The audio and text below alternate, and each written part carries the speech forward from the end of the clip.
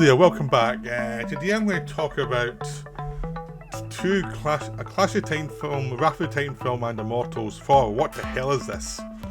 So it's a Greek mythology special from the modern era of Greek mythology films, which means no stop motion, you get respectable actors doing Tosh in this one, you get that.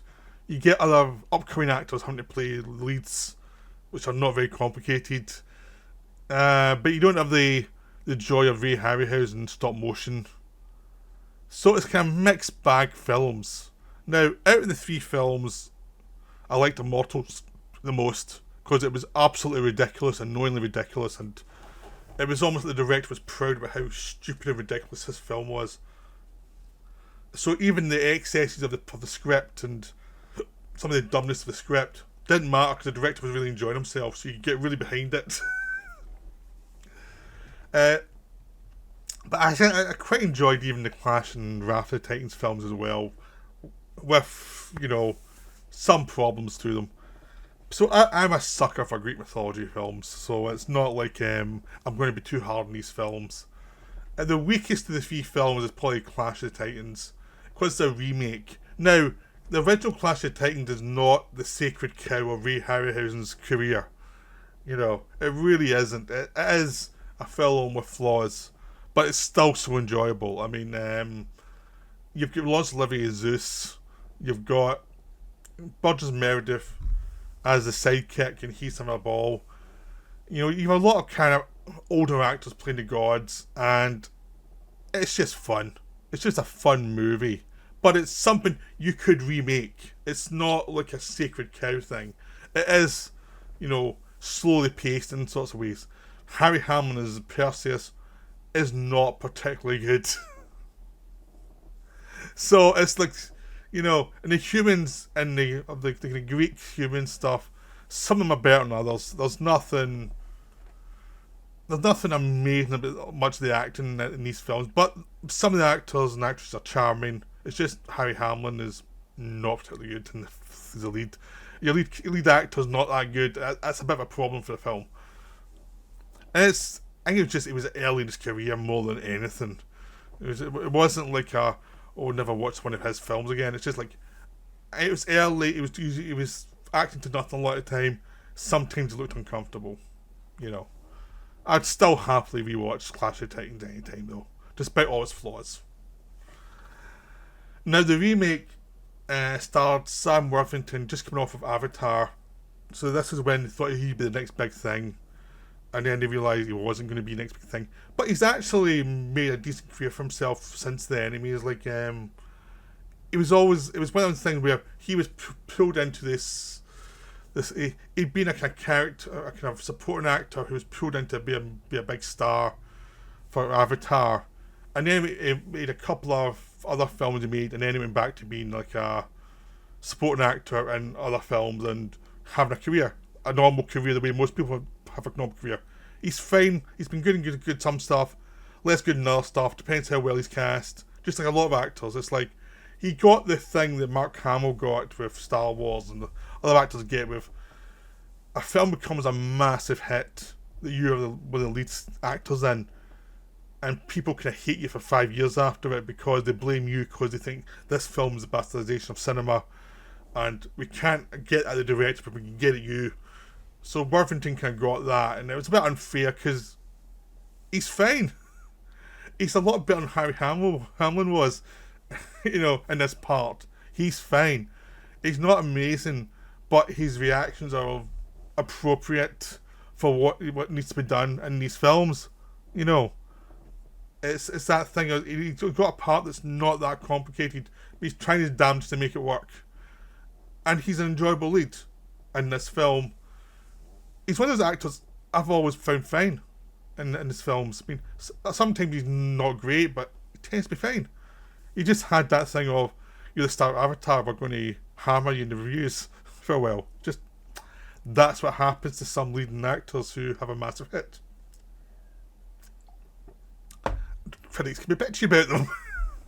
And people in life can be bitchy about them. So, yeah, he's fine in this one.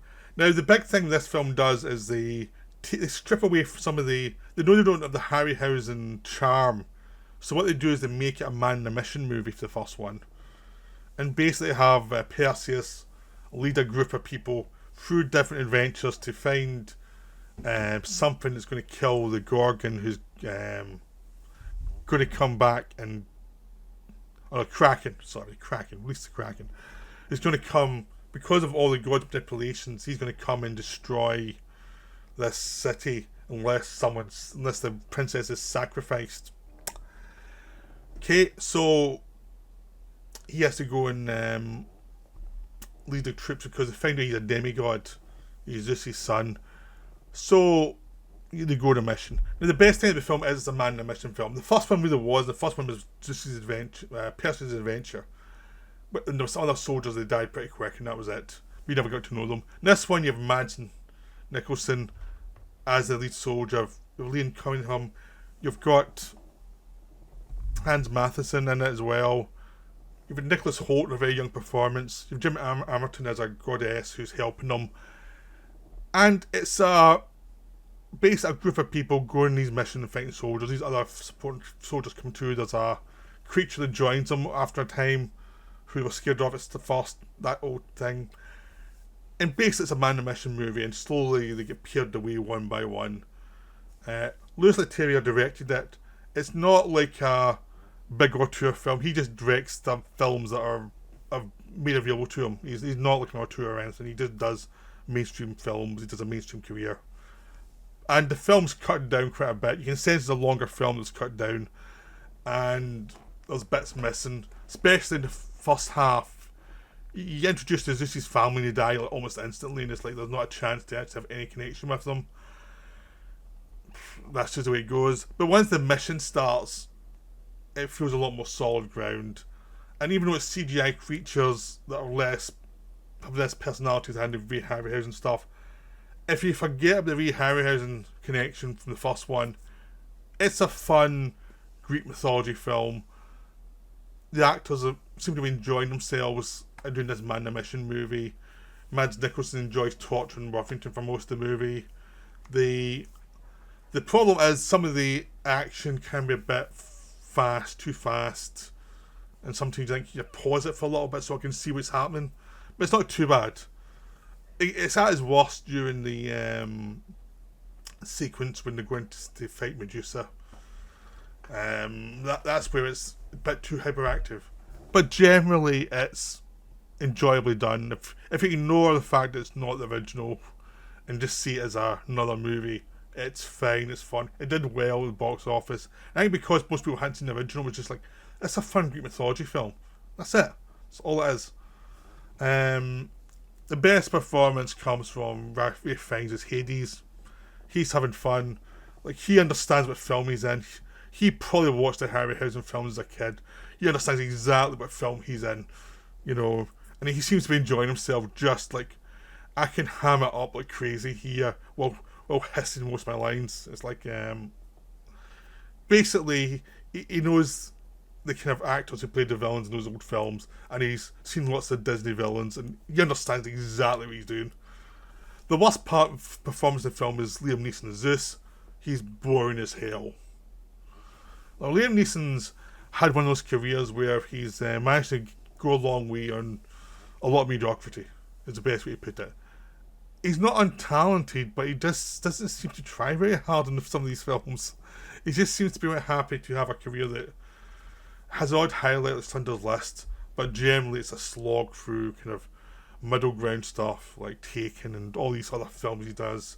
And even when he's asked to do something that shows his personality, a lot of the time you see him do Liam Neeson. And this one, Zeus is meant to be a lover, a guy who shags everybody, who's a complicated leader, who's very flawed but means well. Neeson doesn't show you any of that. He's just this dour guy who speaks in, you know, banalities. And even if the dialogue was good, he would still sound banal coming out of Neeson in this film because he just does not seem to give a shit. He's picking up the paycheck, and it's so obvious. And there's not even a sign that he's any affection for this kind of film. We really find you get a sense of, I know these films, I can have some fun with this. The same way, like one of the things that Fiennes has that Willem Dafoe has, and some of the John Hurt used to have as well, was the fact that they could move between the highbrow projects and lowbrow projects, and they seemed to be enough of a movie fan to understand what pitch each thing was. So I'll be serious here, I'll be fun in this film. And it's like they can go between films and I'll adjust, like because they you get a sense of they watch a lot of different types of movies, and Neeson doesn't have that. Now the sequel, Wrath of the Titans, did worse at the box office, but I actually enjoyed it more. I liked it more because I think it was just it's a simpler story, and it wasn't doing the same myths as the first one. The first one was doing the same myths as the original, and you knew them all. And the sequel got to go and do things like the Minotaur and the maze. It got to go and do giant cyclopses. It got to go and do the husband of the husband was abandoned by Aphrodite, who's the toolmaker, played by Bill Nighy. Bunch of stuff that's quite cool in Greek mythology that no one ever usually gets to. Like Cyclops usually in like one scene and get killed. And this one doing a bit more. You know, Labyrinth is usually done in a very dull way. In this one, it's moving around and everything else, and it's fun. Jonathan Liebson, who did the Turtles movie and did a bunch of other stuff, not all of it good. Had some fun in this one. You have a sense of he enjoyed this kind of movie more than Louis Leterrier did. Yeah, a sense of he's a bit more love for the monsters, and he shoots it more like a war movie, but the camera seems to be more in the right place a lot more of the time than the last movie. Jim Arton's not in it now because she died off between films, but Perseus has a son, and everyone seems to know their parts better. Even Liam Neeson's putting a bit more effort in this one. Like he's actually got some decent scenes to be very fine, so he's put a bit of effort in. You've got Ares of God of War, one of the villains. You've got Hades being one of the villains, but Hades kind of is going back and forth. And the general thing of them trying to find a way into basically a heist thing. They have to find a way into hell to save Zeus so they can find a way to fight the Titans who are going to rise and destroy the world. But basically most of the movies are a race against time to get Zeus out and then find a way to stop the Titans. So it's a much simpler film, and I think it just works better. Like Rosamund Pike is in this one as a queen. A different actress played her in the first film, but there was a conflict of schedule, I think, so she took over. Both actresses from both films are fine. It's not a complicated part. But Pike tends to have a lot more sense of humour about the part, and again has seen these films. She knows what film she's in, and can have some humour with the characters, understand like what's too far and what's not too far. And Toby Kebbell plays this the son of Poseidon, who's another demigod, who's a bit more of a rapscallion and con man. He's having fun, and just generally it's a more fun film, and there's a sense of it's more interesting because it's about the death of some of the gods and the death of the power of the gods and this sense of the world ending. It just is more interesting and different from what we saw before. And again, it's one of the films I would happily rewatch. It is schlocky. There is some fights going too long, but it's a bit more enjoyable for some of the action. Because some of the action is gods versus man, and a race against time to find a weapon that would actually destroy the gods and destroy the Titans. And generally, it's schlock, but it's well done schlock. Is the best way to put it. I liked it a lot more than the first one. I feel they did more idea of what the world was this time round. It was there's a better balance between the gods, the humans, the Titans. They all felt they were in the same world. And sometimes in the first one, it felt it was designed for different areas, and they didn't always match up as well. But yeah, enjoyable film. Again, I'm a sucker for these kind of movies, so take that under advisement. Immortals is insane. Tarsum Singh directed this one. He's the guy who did The Cell and The Fall and a bunch of over-directed, schlocky films. He did the Snow White film that wasn't Kristen Stewart one. Now, the thing is, he's not particularly great with actors or script, but damn it, he's good at design. If you let him do his thing, in the right project, you can get some fun stuff, and this is the right project. This is Greek mythology lets him go mad, and that's a good thing. It stars Henry Cavill before he became Superman, and again, he's a British actor. He's probably seen these films on TV. Like, he knows what he's expected. It's like he has to muscle up, show a bit of a sense of humour, be brave some of the time, but he knows exactly what film he's in.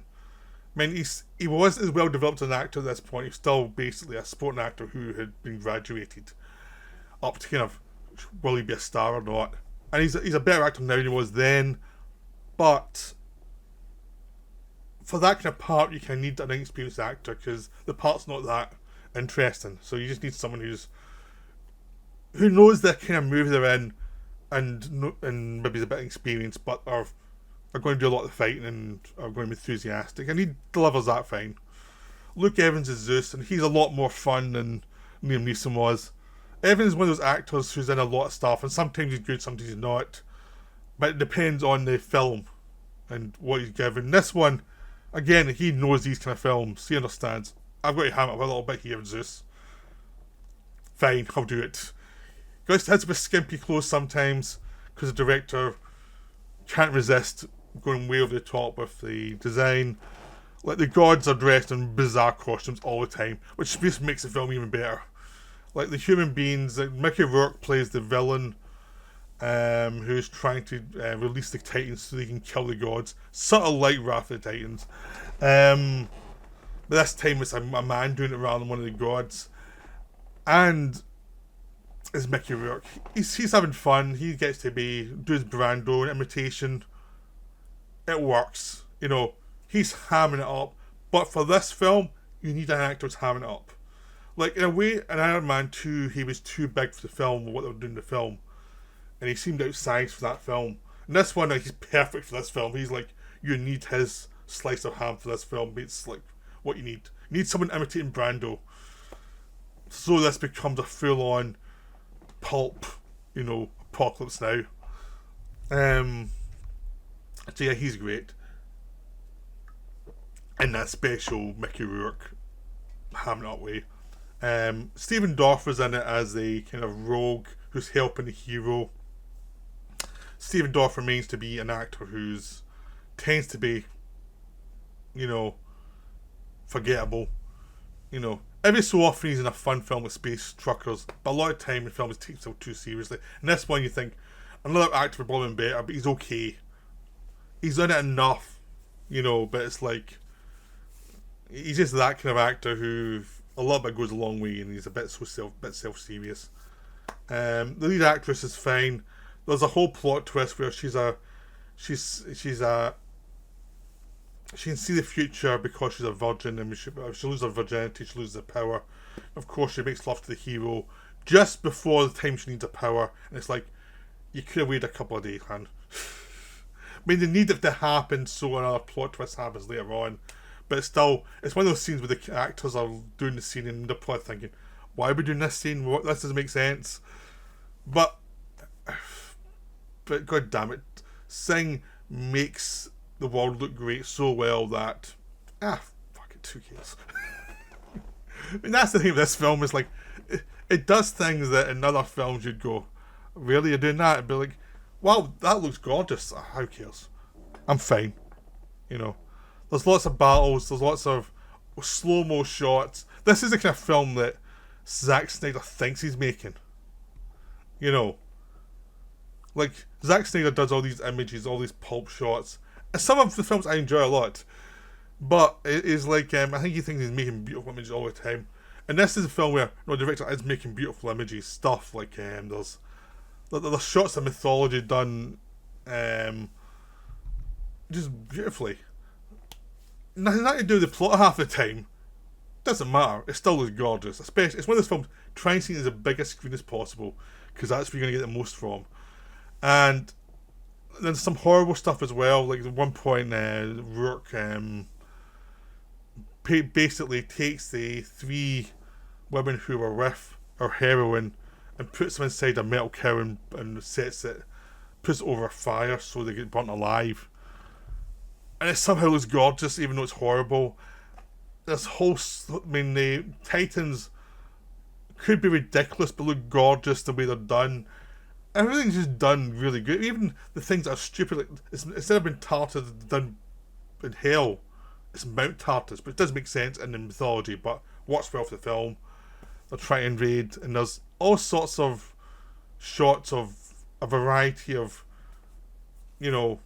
things that could be dubious in our director's hands. Just look gorgeous, and it's like, fine. Just go over the top as much as you want in this film.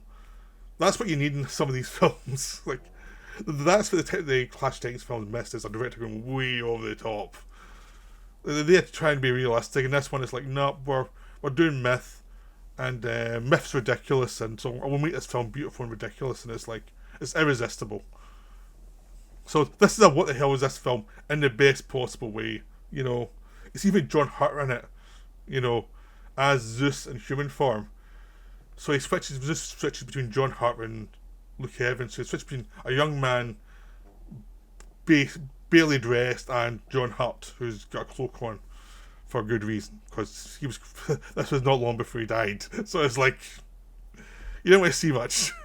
So, it's just knowingly ridiculous. There's a sequence, the Minotaur and the Labyrinth thing as well in this one, which is not done as well as Wrath of the Titans, but it does look beautiful and is wonderfully ridiculous how they do it. And one of those things is, for most directors they did that sequence, it would be hilariously bad, but Singh finds a way to make it beautiful even though it's ridiculously stupid. And the whole film's just that way. The ending makes zero sense. Just go with it. Things happen.